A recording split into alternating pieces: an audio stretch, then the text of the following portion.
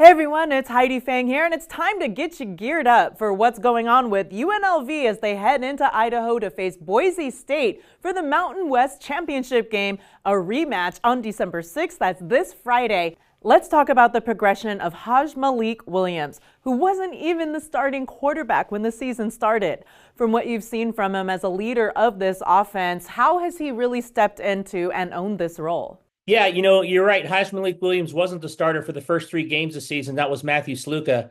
But once Matthew Sluka left the program, I think people really were worried about what was going to happen. But if you watch during preseason play, Malik Williams was very, very close to Sluka in terms of who was going to win that job. So I don't think people should have been that concerned. And the way he's played, it's obviously they shouldn't have been. Malik Williams has taken this go-go offense to a new level, passing, rushing, running the ball, getting the ball to Ricky White and other receivers. He's done a great job with the go-go offense, making it a full offense, not just a running offense, which people think it is. He's more of a passer and runner than just one of the two. And what this offense has done is really given the Rebels an ability to not only run the ball, but to attack from all angles. So Malik has done a wonderful job. He's a Campbell transfer, a senior kid, great leader in the locker room, great leader on the field, and he's proven to be just what the Rebels needed after Matthew Sluka departed the program. Jackson Woodard and Jalen Catalon spoke about containing Ashton Jeanty. How difficult of a task will it be to keep the Heisman candidate from picking up steam? Well, there's a reason that he's run for 2,288 yards and leads the country in rushing touchdowns and all-purpose yards, right? I mean, he is one of the top two, along with Travis Hunter of Colorado, as the Heisman Trophy finalist in terms of trying to win that award. So, yeah, I think Ashton Jeanty is one of the best players in the country.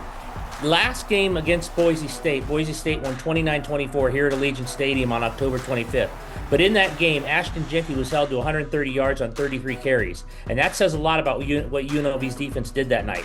If they can remain the same way with their eyes in the proper place, gang tackling him, coming in and not allowing long runs. The longest run he had on October 25th was only 16 yards. Know where he is, maybe spy him a little bit with an extra defender. I think they've got a chance to, not hold him down. He's going to get his yards, but not allow him some huge game like 200 plus yards, which he's done a lot this year. I don't think that's going to happen at Boise. I think the Rebels are going to do a fairly good job containing him, and yet he'll still get his yards. Lastly, what are your keys to the game? How do the Rebs bring a championship back to Las Vegas?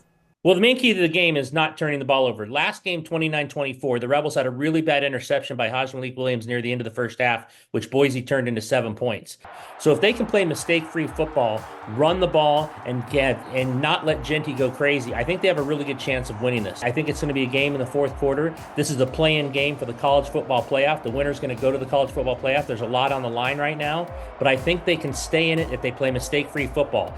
You can't turn the ball over on the road. If you do that, it's not going to be a good night for the Rebels. So if they can stay away from those kind of mistakes, they're great on special teams. Maybe they get another block punt from Ricky White. Maybe they can change the field position that way. I think they have a good chance to be in the game when it matters most. Great stuff there. If you want to keep up with all that's happening with UNLV as they face the Boise State Broncos this Friday, make sure to head on over to lvrj.com.